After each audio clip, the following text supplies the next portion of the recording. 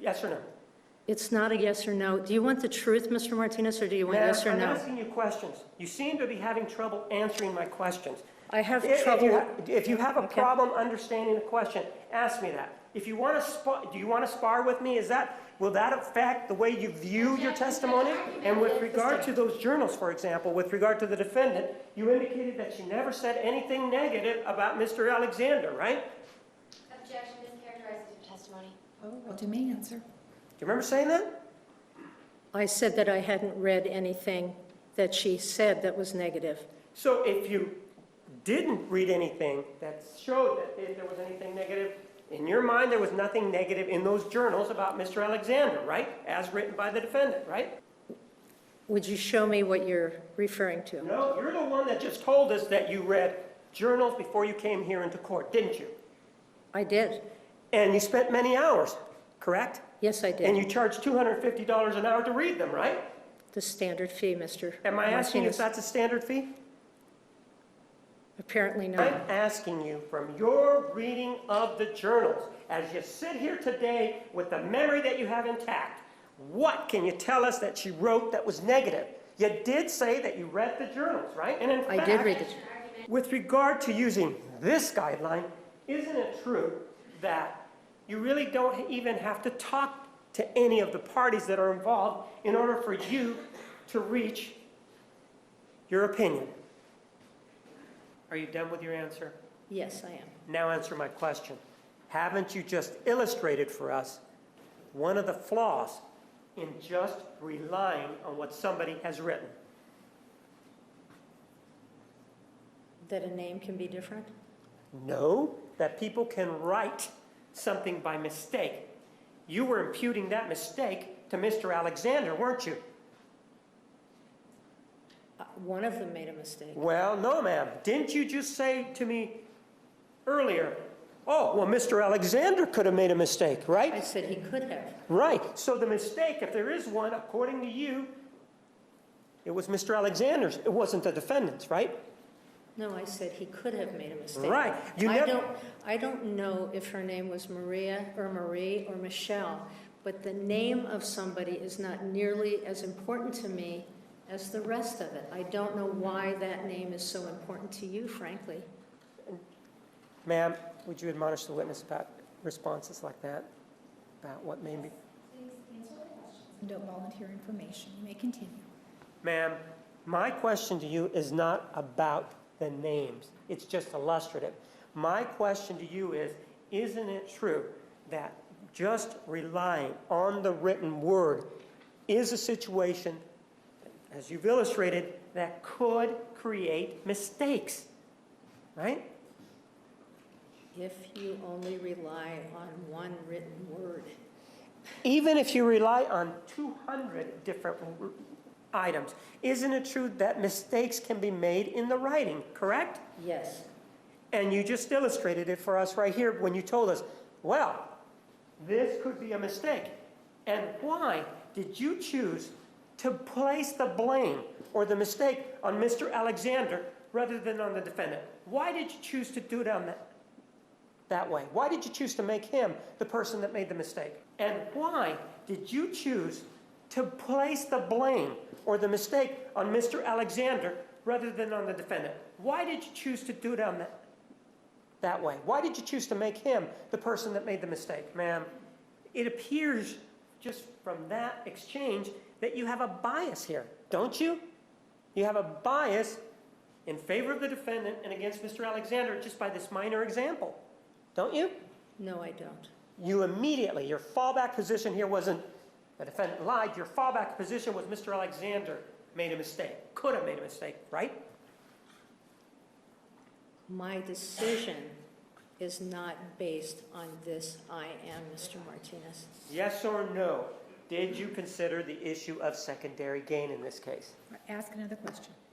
With regard to this issue of secondary gain, ma'am, whether you looked at material, whether you didn't look at material, whether you did 44 hours or whether you did 38 and a half, however you looked at it, when whatever you considered, isn't it true that you really didn't reach a decision with regard to secondary gain in this case?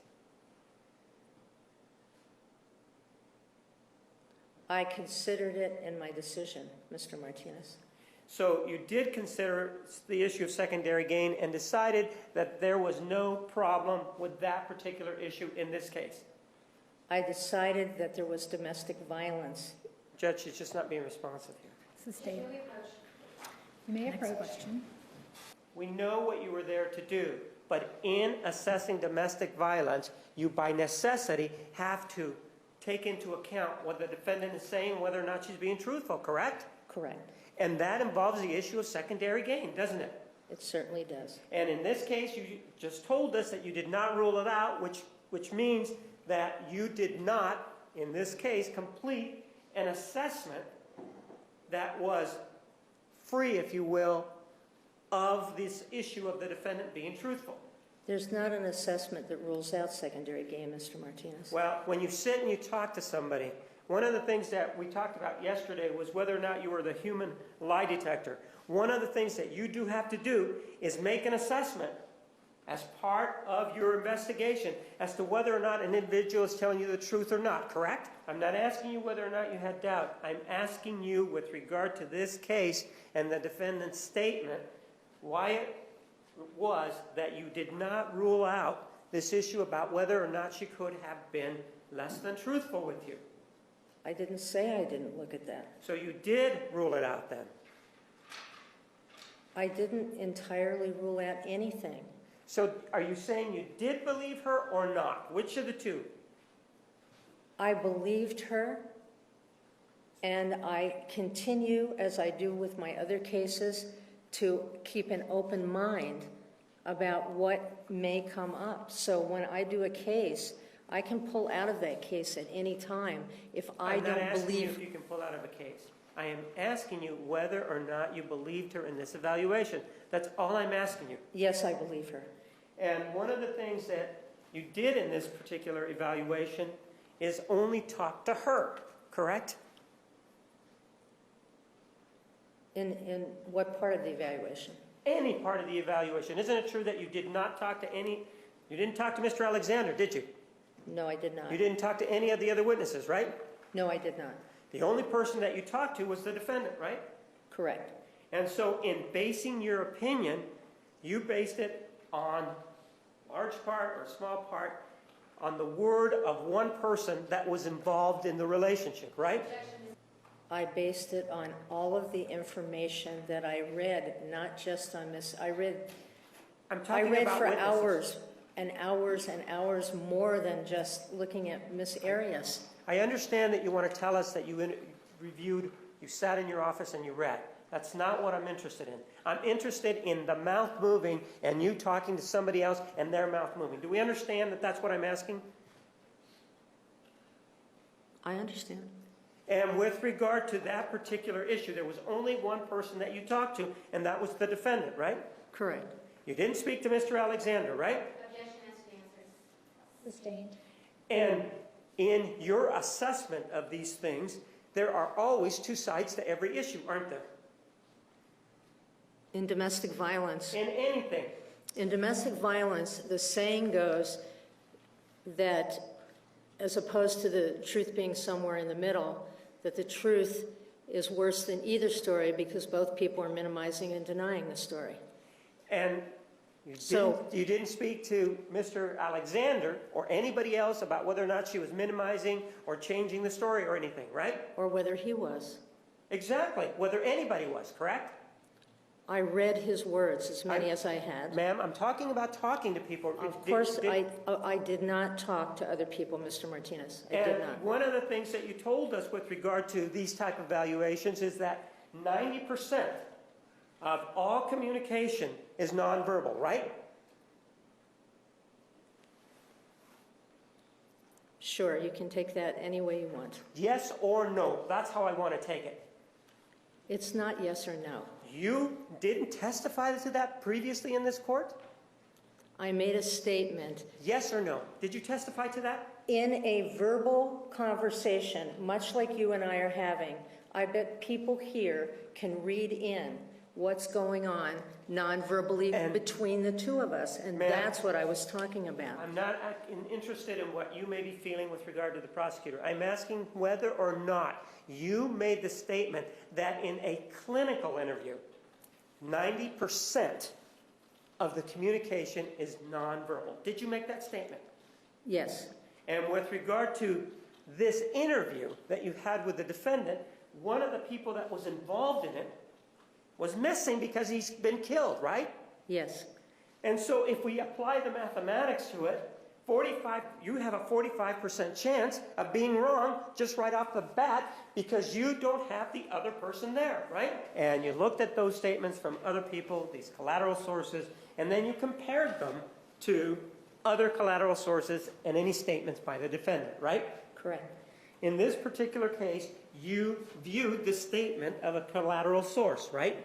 I did, Darrell Brewer, right? correct. And in viewing the statement of Darrell Brewer, there was this statement about the defendant requesting or asking to borrow some gas cans in late May of 2008, right? Correct. And with regard to this statement from Mr. Brewer involving the gas cans being borrowed in 2008, the indication was that the defendant told him she needed to borrow 2 gas cans because she was taking a long trip to Mesa and didn't want to run out of gas, right? Correct. In terms of you saying Utah and talking about Utah and how far Utah is, this page, ma'am, take a look at it again. It has no mention of Utah whatsoever, does it? Read it. And that created a problem for you, didn't it? I had to ask a question. Ask the answer. Didn't it? It created a question for me. Okay, it created a question for you because you thought this decision to go to Mesa was a last-minute decision, right? Correct. And what you did is, with regard to this issue, even though you reviewed a statement to the police and all the other items in this case, you decided to resolve this conflict or this question in favor of the defendant, right? I asked the defendant about it. She told me that she was going to, that she had not said she was going to Mesa, she was going to Utah. And also the journals indicated, and the IMs when they were talking about planning trips. So I used other things to look at that. But yes, I had a question about it for sure. And you decided to resolve it in favor of the defendant, irrespective of what you used, right? Irrespective of what sources you used, right? No, in respect to other sources I used. And I don't remember the police report. I'm very sorry. I don't remember that. With regard to this issue as to whether or not she was going to Mesa first, ma'am, isn't it a fact that you could have just called or had an interview with Mr. Brewer to try to determine what it was that he said? You could have done that, right? You do that as part of your investigations, don't you? I could have, but I was basically told to rely on the information that I had. Well, now you're indicating that you were restricted somehow by somebody. I don't want to know who you were restricted by. Have you ever voiced an objection here during testimony that you were ever restricted in your approach in this case? And No. as part of that investigation, you could have spoken to Darrell Brewer to see whether or not what his recollection was, right? He says she used them. All right. Using men, given your previous definition, that's someone who's manipulative, correct? That would be correct. And so, given that, isn't that something that it's something that you considered and ultimately rejected in favor of the defendant, right? Actually, I looked at behavior after the homicide, and that was after the homicide, Right. that I would consider would be aberrant behavior, and according to her other history in working in restaurants, that was never part of it. And at working at Casa Ramos, that was not part of it, according to the owner. So I looked at behavior after the murder or after the killing, and I would say that unusual aberrant behavior would be part of that. And that's your assessment, if you will, of her behavior, correct?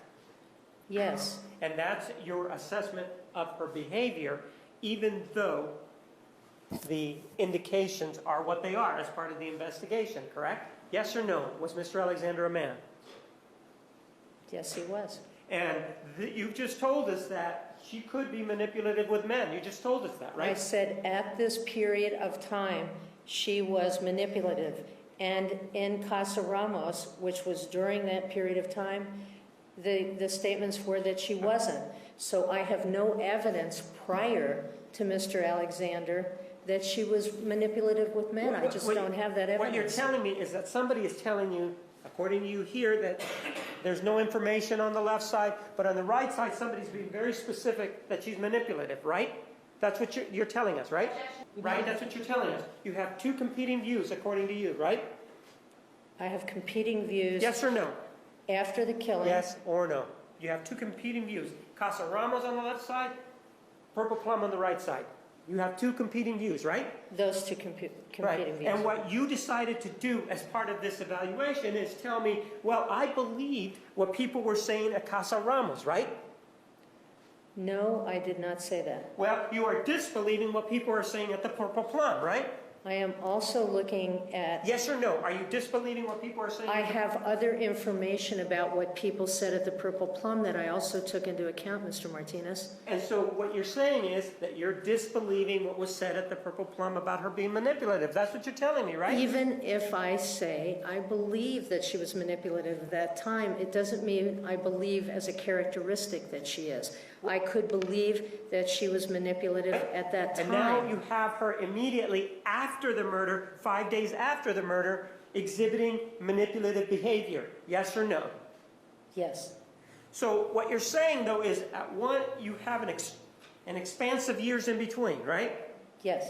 And what you're choosing to say is, well, even though there was this behavior here when she was younger, and there's the same behavior when she was older, you're choosing to say that was aberrant. That is not something that was a characteristic of hers. That's what you're saying, right? And your definition of preponderance, then, is what appears to be the truth. That's what you just said, in part, right? In weighing the evidence. Right. And so, in a sense, what you're saying is you're a human lie detector, right? Because whatever may appear to be the truth to you may not appear to be the truth to somebody else, right? Characterizes her testimony. No. May answer. I said that what they said at the Purple Plum could be true. So she could be manipulative towards men at that point, right? I said that Yes or no? situationally, it Yeah. appeared that could be true. So That if was it's- their perception.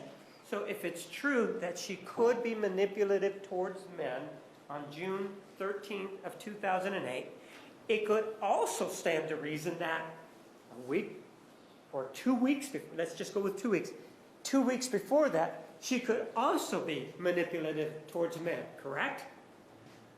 It doesn't stand to reason. I'm sorry, the objection Speculation. overruled. It Correct. doesn't stand to reason. I know you're saying that this is your view of what you believe is the truth, but isn't it based on the continuum that we've established here? Young, right after the murder, isn't it also true that it could be true that she was manipulative before the murder? I think she's trying to make him feel normal. Do I think? Ma'am, we have evidence. I don't know who I think she's trying to feel normal. I think I would want to feel normal, or anybody would want to feel normal after what happened. So you're now injecting yourself into this. You're saying that your standards are that if you killed somebody, you would that same day go and have some sort of sexual relations with somebody else. That's the standard that you want to apply? You know, I'm not saying that, Mr. Well, Martinez. ma'am, isn't that what you said? If I were, didn't you just tell me that? Let me rephrase that. I'm not asking you to rephrase it. I'm asking you a question. Didn't you just say, if it were, or if it were me, something to that effect? I think you probably know that the answer to that is that is not my standard. No. You don't, ma'am, I don't go and ma'am, behave. we don't, you understand that your standards, personal standards, are unimportant here, correct? Okay. But you keep interjecting it by saying, if it were me. Do you agree then that by you saying if it were me, you are attempting to interject your standards here, right? I misspoke.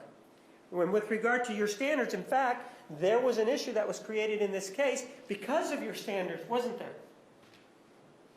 I don't know what you're referring to. Do you remember that you told me in our interview that you didn't ask certain questions of the defendant because you were old-fashioned and you were embarrassed? Oh, it's sexual questions? Ma'am, isn't it true that you told me that you were old-fashioned, yes or no? There were sexual questions I did not ask because they do not come easy to me to ask. Yes, that's true. It was much more strong than that. You indicated that you were old-fashioned, yes or no? Yeah, I'm old-fashioned. And because you were old-fashioned, that restricted you in asking the defendant certain questions involving the sexual aspect of hers and Mr. Alexander's relationship, right? I read about them.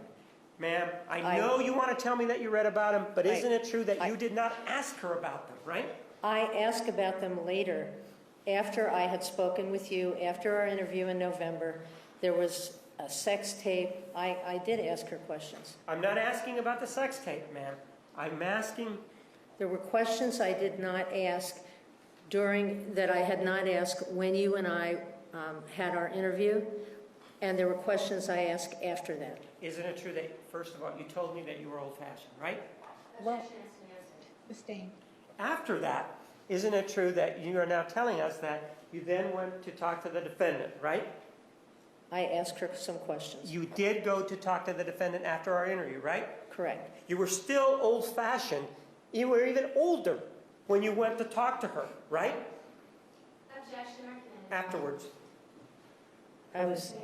Well, your standard of being old-fashioned hadn't changed from the first time to the second time when you went to visit her, had it? Yes or no? My standard changed because I was exposed to a lot of things that I needed to find out about. So now you're saying that when you went back to talk to the defendant, you were no longer old-fashioned in your approach to this assessment in this case. You haven't defined old-fashioned, and Well, ma'am, maybe you need to do that for me, or maybe I need to do that for you. Ma'am, isn't it true that you were the person that used the word old-fashioned during our interview, correct? Right, but I don't know that you understand what I mean by it. Isn't it true, yes or no, that you were the person that used the term old-fashioned, correct? Yes. And isn't it true that during that time when you used that phrase old-fashioned, you indicated that you were inhibited in your questioning of the defendant? I said I hadn't asked her if she used KY or not, or Do you who wanna- brought it, if that's what you're asking me. I did not specifically ask, did you bring KY or did you bring Astroglide? I did not do that. Ma'am, isn't it true that that's not even, why don't we play it so that you can take a look at it, listen to it, okay? Objection, Judge. And you indicated that in conjunction with our conversation involving being old-fashioned, something about KY and Astroglide. You said something about that, right? Yes. Isn't it true that we were actually talking about something else? Do you remember, yes or no, that we were talking about something else? No, I don't remember. And isn't it true that we were talking about anal sex? Do you remember that now? We were talking about anal sex. No. I'm asking whether or not you remembered talking about anal sex in conjunction with the fact that you were old-fashioned. I don't remember putting those together. I remember we talked about anal sex. All right, well, let me go ahead and play the tape for you, and maybe that will refresh your recollection, okay?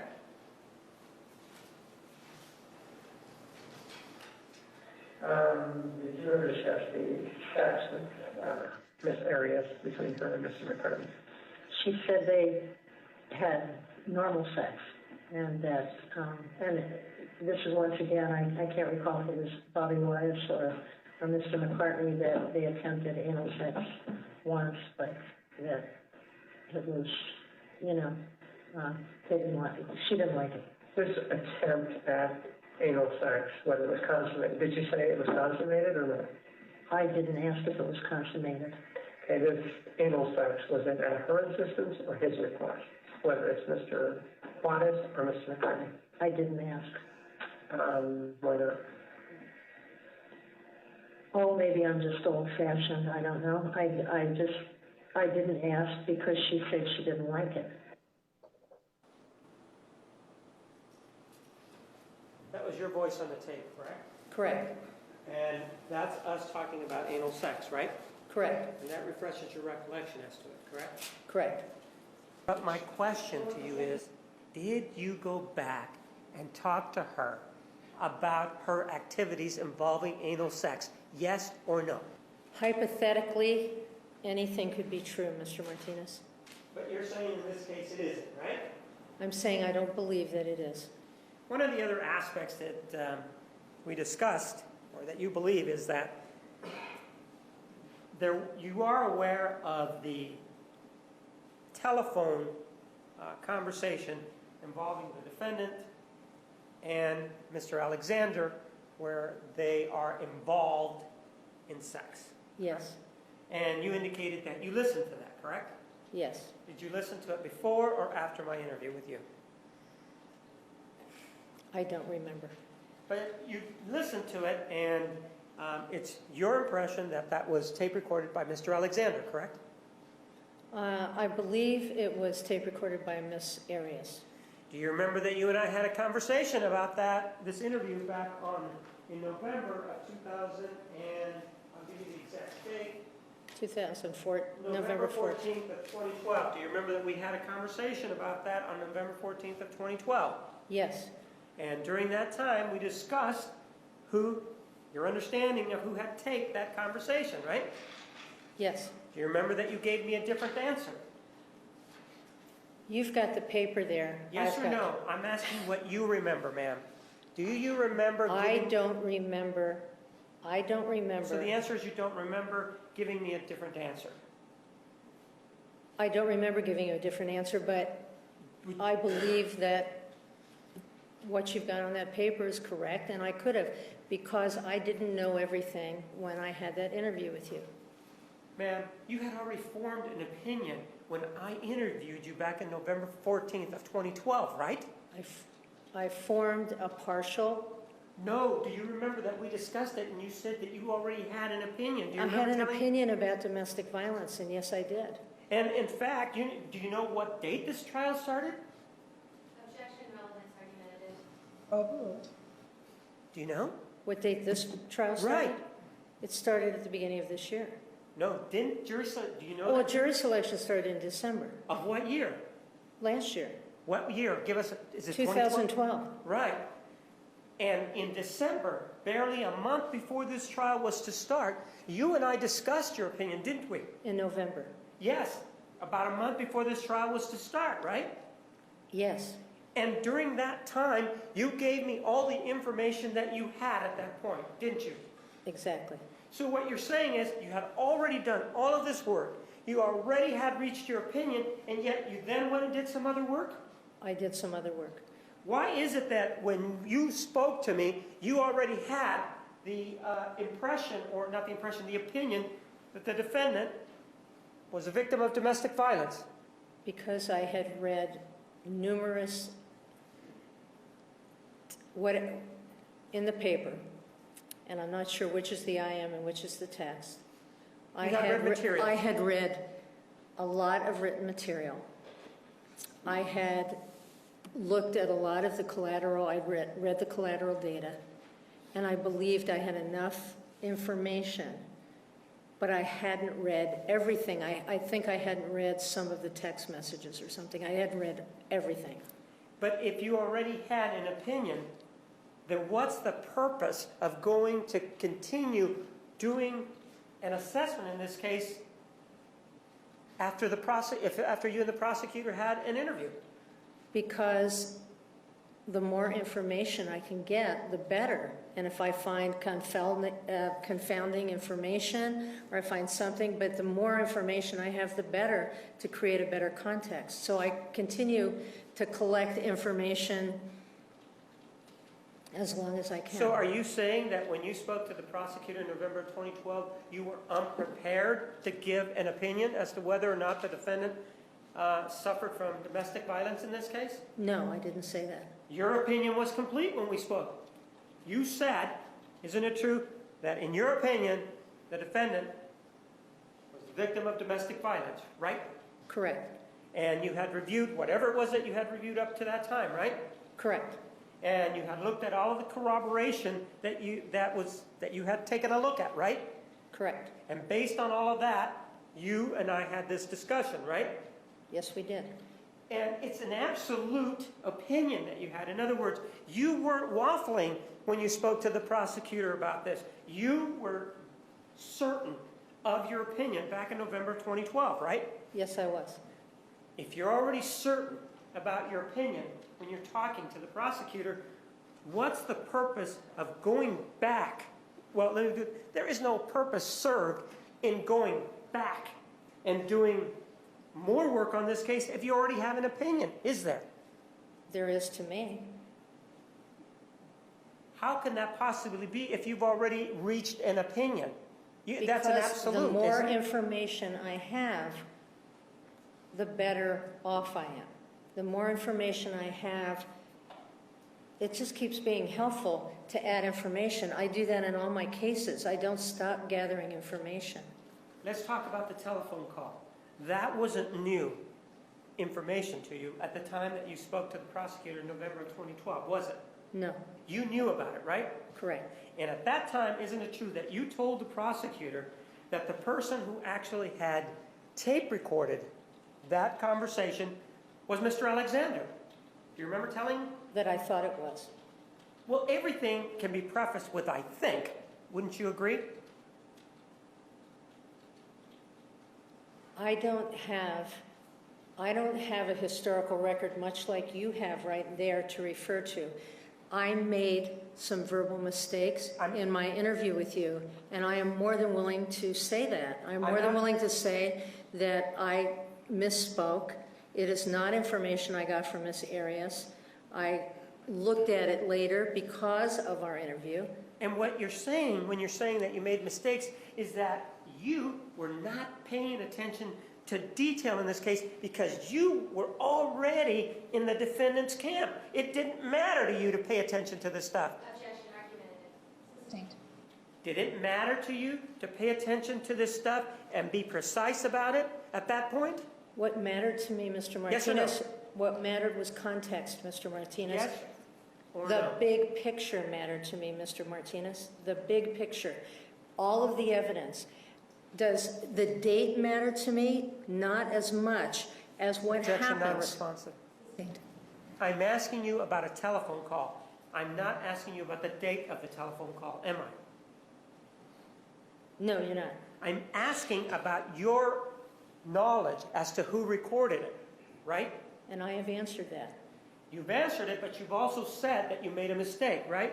I made a mistake in who made the recording. Yes, I And did. if you made a mistake about that, something that in your review of all of this case, isn't it true that that is the only piece of evidence that we have where Mr. Alexander is actually present and you can actually hear what he's saying, right?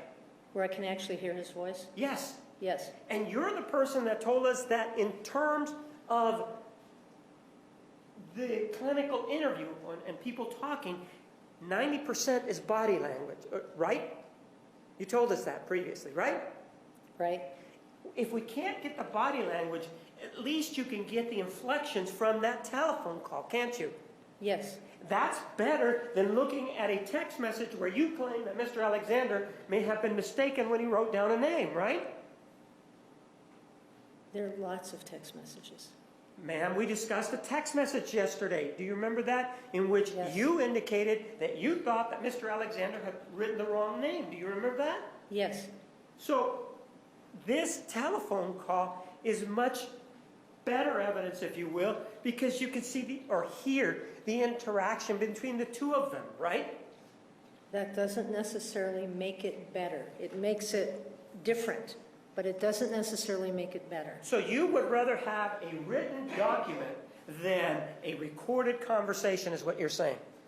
I'm saying that a recorded sex tape does not necessarily have to be accurate, any more accurate, but when you look at a compilation, a lot of text messages, a lot of IMs, a lot of Gmails, that you get a lot more information. I'm not denying that it was important to hear his voice and to hear the exchange. And in terms of the comparative analysis between that exchange between the defendant and Mr. Alexander, the person she ultimately killed, you're saying that that information there is as good or maybe less than as good as something in writing? Objection is characterized as testimony. Overruled, you may answer. Can you repeat the question? Which is better, this tape recorded conversation or a text message? Objection has to be answered. Overruled. Which one? I can't say which is better.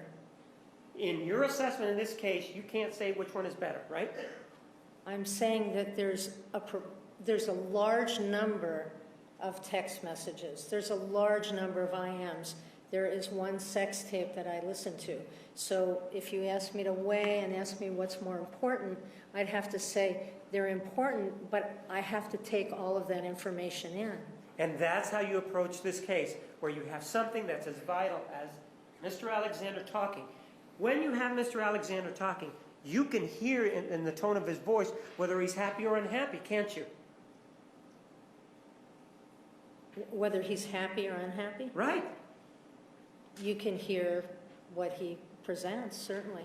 Well, it's what he presents, but one of the things that you did is you talked to the defendant and she presented evidence to you by talking to you, right? Correct? So now, when Mr. Alexander is talking, he's presenting to you. He doesn't know it, but he's presenting to you, right? Yes, he is. And that's even better than what the defendant is presenting to you, because he doesn't have the issue of secondary gain there, does he? It depends on how you look at it. Well, no, I'm asking about your definition of secondary gain. Do you remember we talked about that previous secondary gain? I certainly do. That if it's within the individual's point of view that something is going to be beneficial to them, then there's this issue that they may be deceitful, right? There's secondary gain in a sex tape. I'm not asking you about that right now. We're talking about secondary gain, just itself, correct?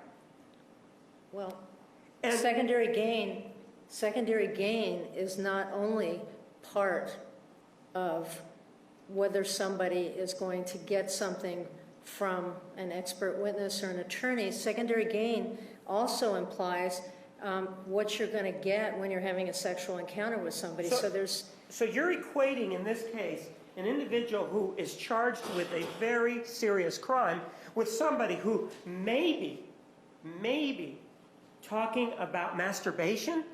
You're equating that and saying, well, they both have the same reason to be deceitful. I did not say that. Well, that's what you indicated. Are you saying that Mr. Alexander, when he was speaking with the defendant, was in the same relationship as you were with the defendant when you were speaking to her?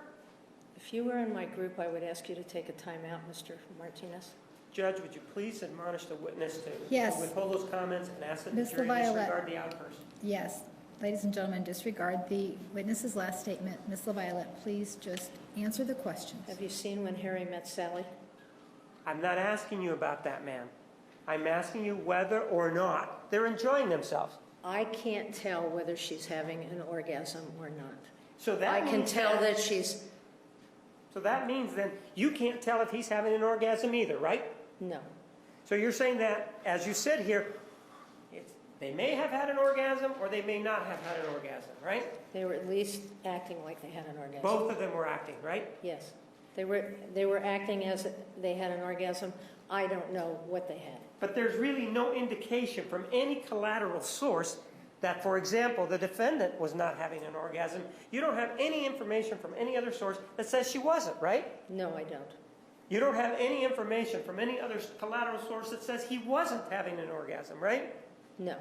So why is it that you are now choosing to interpose a belief that, for example, Mr. Alexander was not having an orgasm if there is nothing out there to support that? Objection, argumentative. Sustained. What leads you to believe that Mr. Alexander was not having an orgasm? You know, once again, my expertise is in domestic violence, not in orgasms. Then And- why did you answer the question the way you did if you're not an expert in orgasms? Because you ask me questions so quickly, and I really should stand back and think about them, because those questions are not within the sphere of what I actually was retained to do, which was assess domestic violence. Or it could be that, as you sit out there, you're advocating on behalf of the defendant, and you're only presenting things that benefit her. Objection argumentative.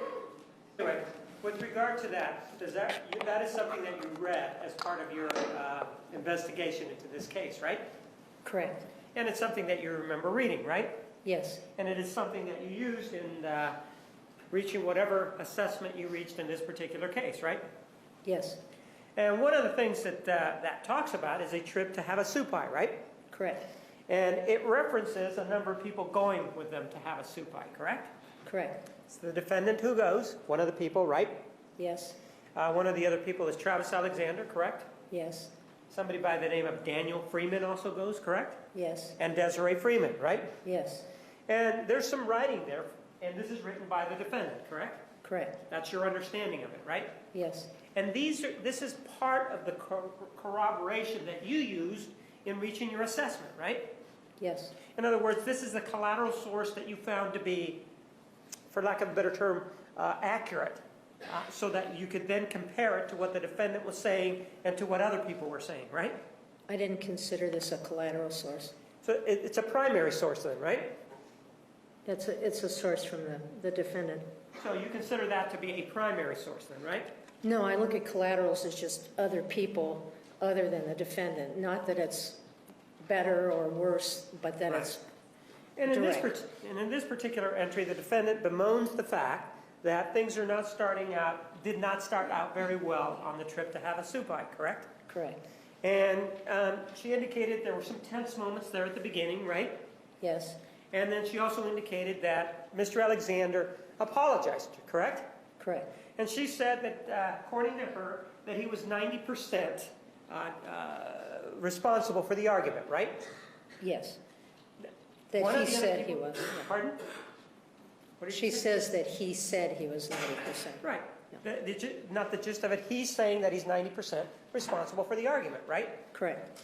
And did you consider talking to Daniel Freeman about that incident to see if it actually corresponded to what's actually in that book?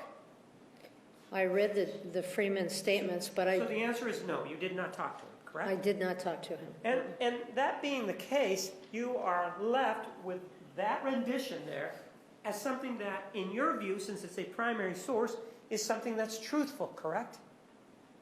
It's something that I took to be truthful, yes. Right. And if it's truthful, though, would it cause you to reevaluate how you viewed all of these entries in the journal if it were found that perhaps that entry was not accurate? Would it cause you any problems? Is this a hypothetical? Let's assume that it's a reality and that whatever's out there indicates that what's in that journal is not accurate. It's not, you took it to be truthful, now find out that perhaps that's not what happened. Would that cause you any problems? Sure. And it would cause you problems with regard to all the other entries, right? Depending on what I had collaboration Sure. to defend. But if you only had the journal entries and one of them turns out to be untrue, it could then be, if you will, a cancer that is spread throughout all of these journals, right? Objection. If I'm assuming this is untrue, Right. that it would make me look much more carefully at the other journal entries and look to the other collaborative sources. And wouldn't it cast doubt then on whatever statements the defendant gave to you if they corroborated that, right? If they corroborated, What's in that journal right now? I would look at all my corroborating data, Mr. Martinez. Did you talk to the defendant about that particular trip to Havasupai? Yes, And she told you that what's in there is correct, right? correct. So if, for example, in this case, Daniel Freeman came in and testified and indicated something different than that, that would be problematic, wouldn't it? Objection mischaracterizes Mr. Freeman's testimony. Overruled. You may answer the question. Is this hypothetical? Because I have no evidence of this. Right, you were not here when he testified. But No. assume hypothetically that he said something different. If you propose a hypothetical Well, that I have no evidence of, you want me to say what I Right. think about that hypothetical Sure, I have no sure. evidence of. Assuming that that person came in and testified to that in this courtroom, hypothetically, all right? Yes, Under oath, all right? yes. What if Mr. Freeman came in and testified that the fight was actually started by him? I want you to assume that. Objection mischaracterizes Mr. Freeman's testimony. Overruled. Assume that. Can I you do don't, that? Miss Arias does not say that Mr. Alexander started the fight. They just that they had a fight. I understand that. Assume that it was Mr. Freeman that started the fight, correct? Can you assume that for me? I can. And assume that there was an argument because of something that Mr. Freeman did, correct? Can you assume that for me?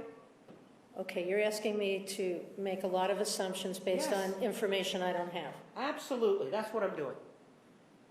Can you do that for me? I can go along with that. And assume those two facts, just those two facts. Those aren't written in that September 13th, 2000 entry, is it? 2007 entry, are they? No. And if they were true, wouldn't that make that entry incomplete?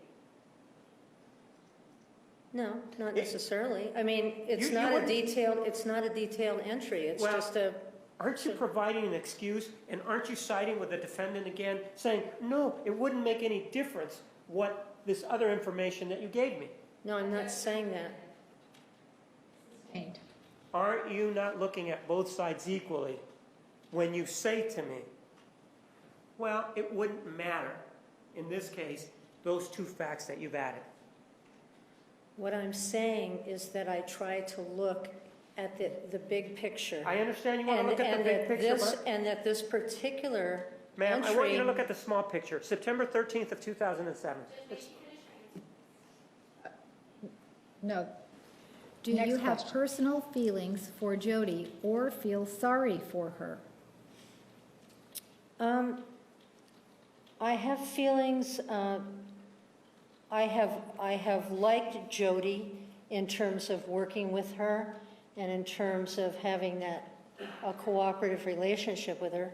But, I mean, we haven't had a relationship other than the 44 hours that I've spent in jail with her. So we don't have a friendship, we don't have a relationship other than that.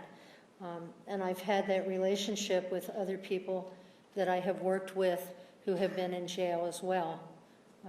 I'm pretty clear on my own boundaries, so I don't think that's been a problem. And I absolutely, if I thought that would get in my way, in the same way I do with my clients, if something personal would get in my way of having an effective relationship, I would step away from it. On April 9th, at approximately 11:33 a.m., when discussing Jody being manipulative at the Purple Plum and what the witness said about Jody, what the waitress said about Jody, when the prosecutor was marking the exhibit, you looked at Jody, gave a half smile, and shrugged your shoulders. Why do you keep doing this? Wow, I didn't even know I was doing it. Truthfully, I do shrug my shoulders, I do. But I don't even remember doing that. I mean, I don't even know what to say to that Sustained. question. Why have you looked at Ms. Arias multiple times during the cross-examination with the prosecutor when there were breaks and sidebars to meet eyes with Jody and give her a small, warm smile? I have done that on occasion, just to acknowledge her, but no other reason. I've given, maybe, Sustained. Please state how confident you are that Jody did not lie to you. That Jody did not lie to me about what? Did not lie to you. Like ever? I don't believe she lied to me about significant things. I don't have reason to believe she lied to me. I don't have evidence that supports she lied to me. Is it possible she lied to me about some things? It's possible. But when I'm looking at the issue of abuse, It's not beyond scope. Have you ever had any physical contact with her? Hugs, friendly touching, etc.? well, I don't think so. I might have touched her arm, I don't know. But in jail, there's a screen or a piece of plexiglass, and you're, kept from that person. And that was my meetings with Miss Arias, other than what you've seen here in court. So. How many men have you testified for in criminal court? I haven't testified much in criminal court, but how many men? I wrote a report for one man. Actually, beyond the scope, how many men has she testified for? Sustained. I haven't testified much. So one or two.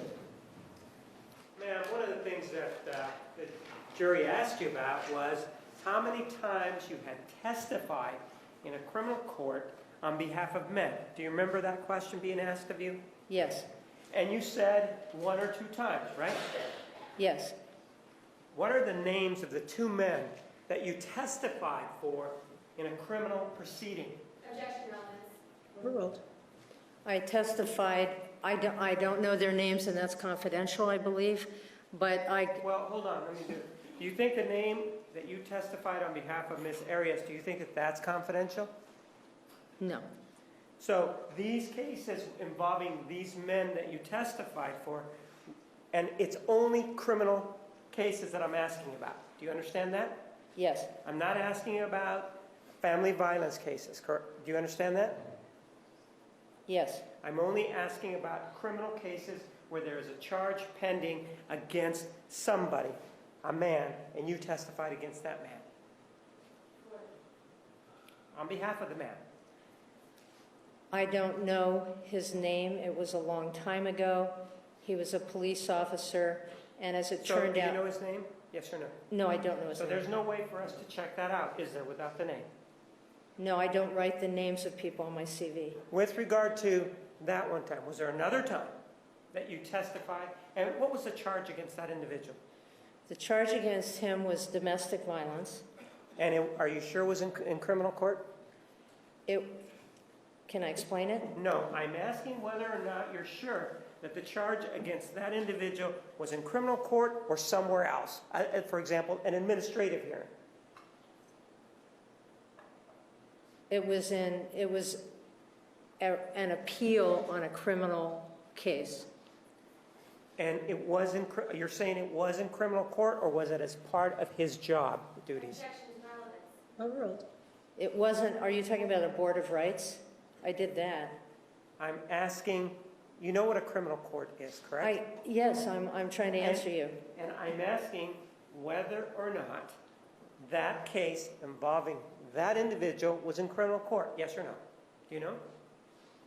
It was in criminal court, and I wrote a report. I didn't actually testify. Right, that's the point that I'm trying to get across. You were asked by the jurors how many times you had testified on behalf of a man in criminal court. Do you remember that question? Yes, I do. And, Asked and answered. Overruled. and you remember that you said 1 or 2 times, right? Objection, asked and answered. Sustained. Well, you told us about this individual that we've just been talking about, this police officer. You did not testify in front of a criminal court, did you? No, I didn't. So you misrepresented something to the jury, didn't you? Objection, mischaracterizes her testimony. I was Yes or no? I did not testify. I wrote a report in his behalf to go to criminal court. That's different than testifying in court, isn't it? Yes, it's different than testifying in That's the court. one time. How about the other time? Give me the name of the other individual. I said once or twice, that maybe, I don't have my CV in front of me. I have 60 cases.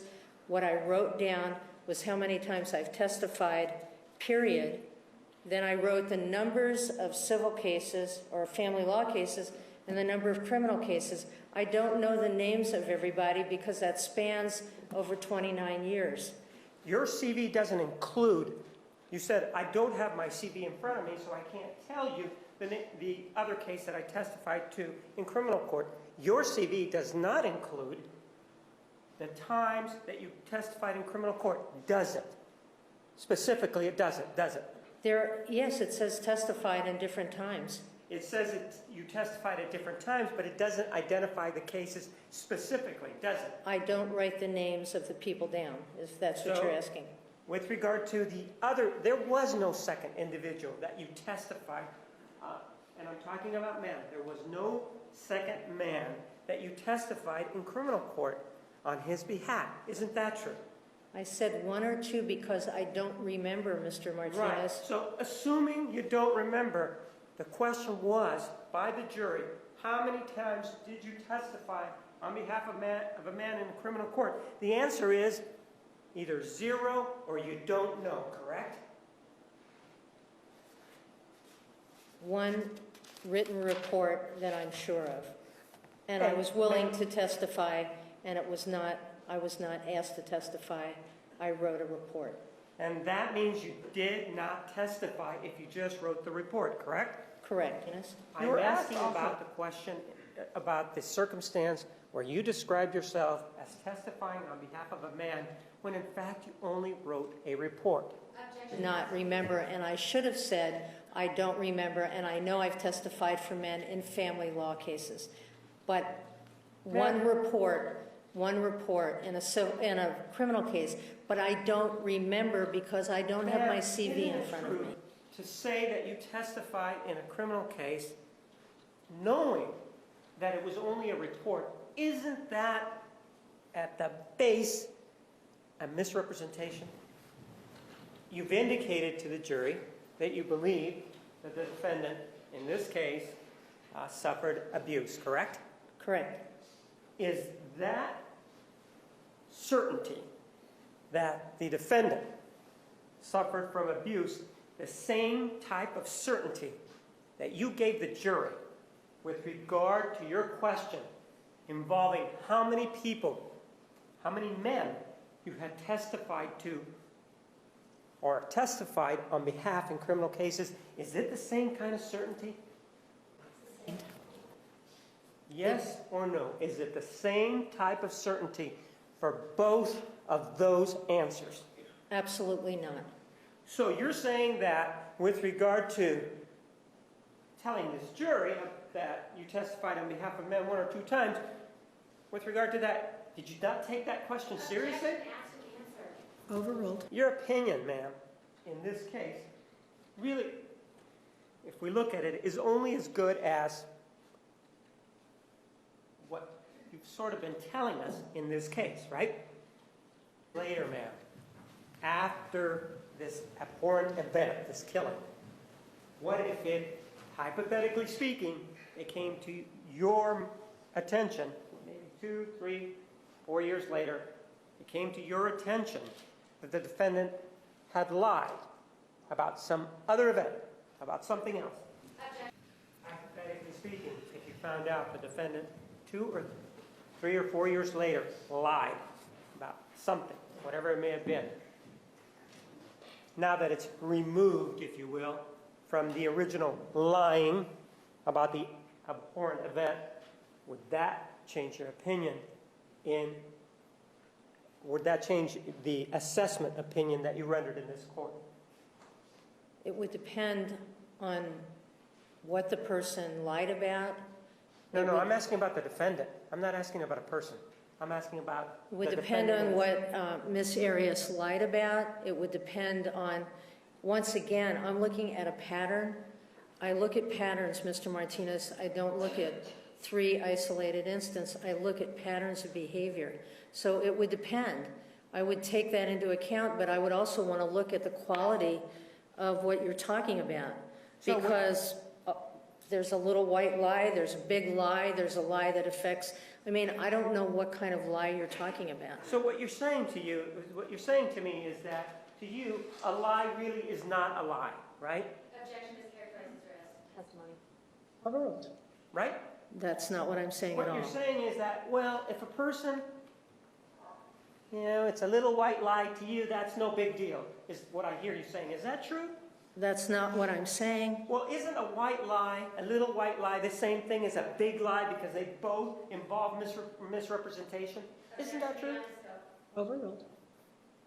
If I'm asked by someone I like, if this makes them look fat and I say no, that's a little white lie. Objection.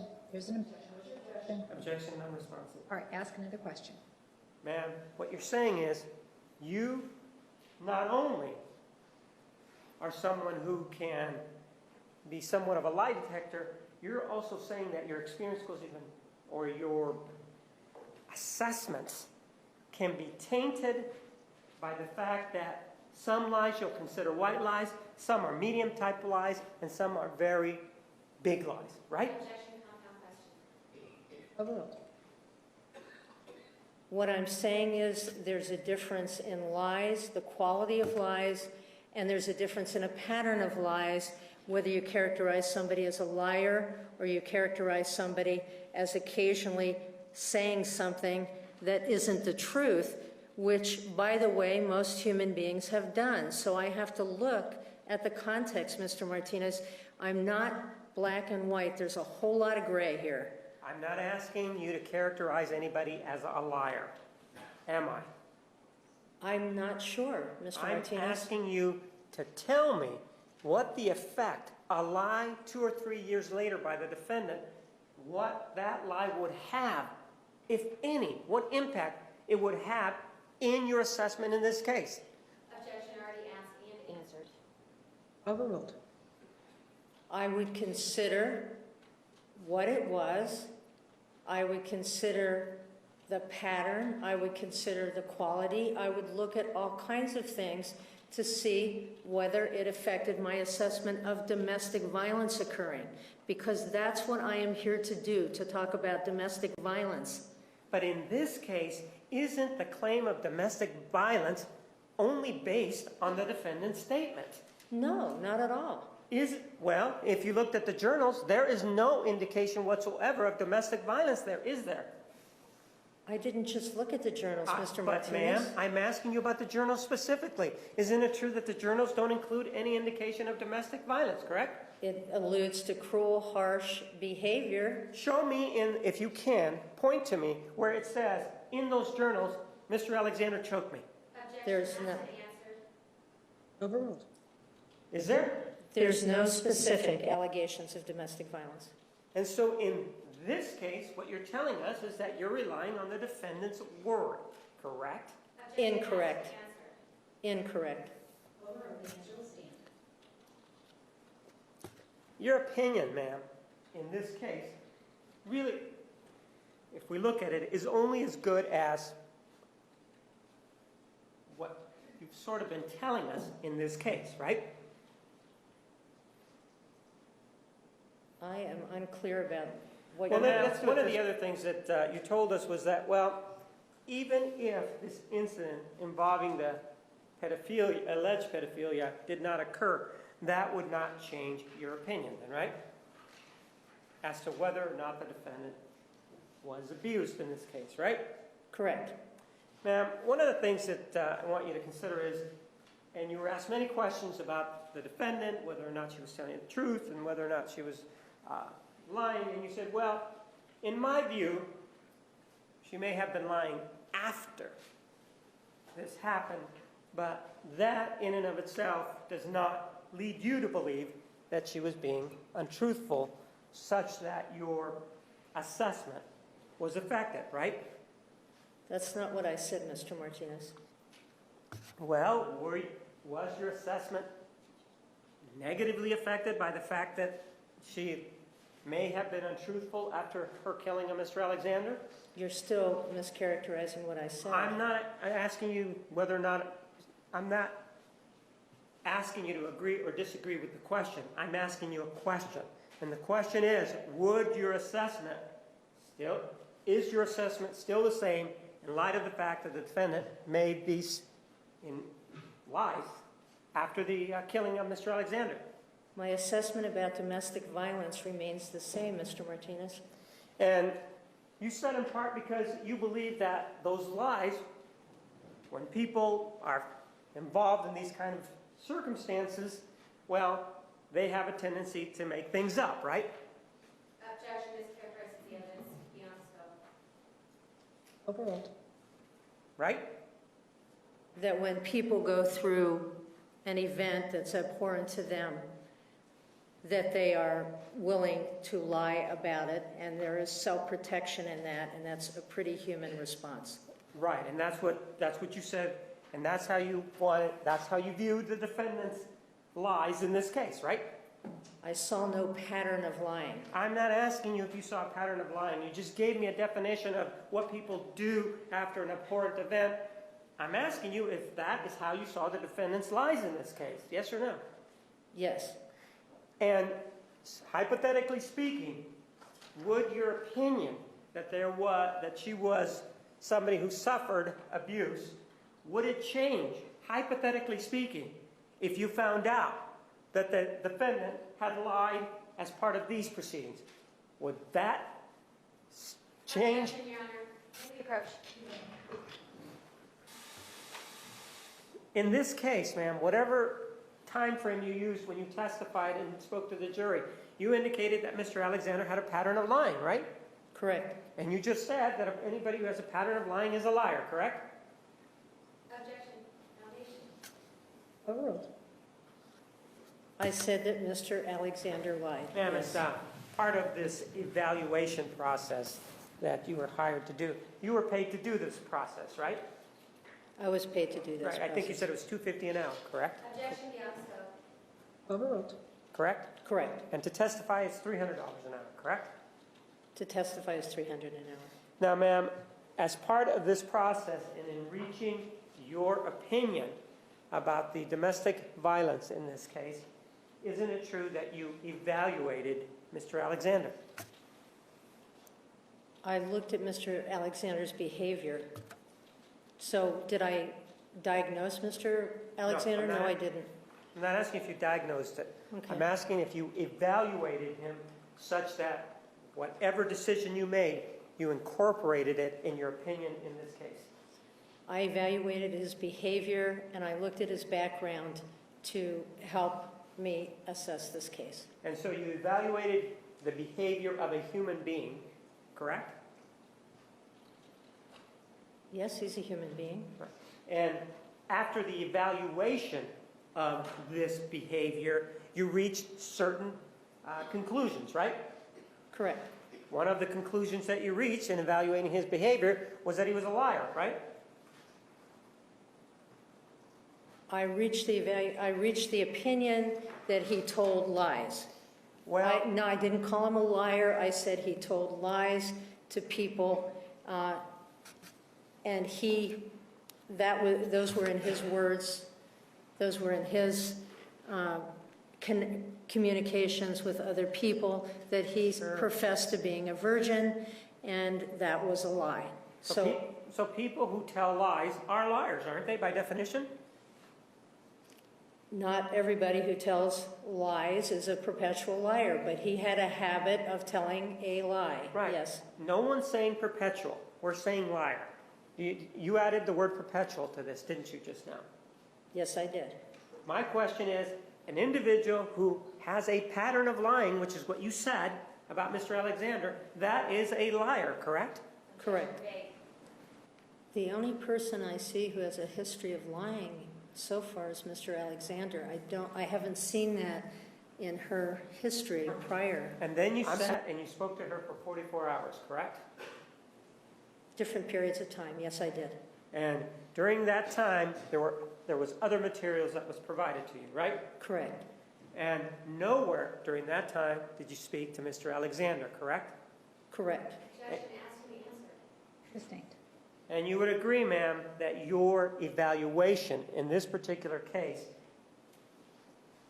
is defective because you only spoke to the defendant who has lied and not to Mr. Alexander. I would disagree totally with your Thank you. conclusion that I'm Thank you. defective. I don't have anything else. Did we approach her?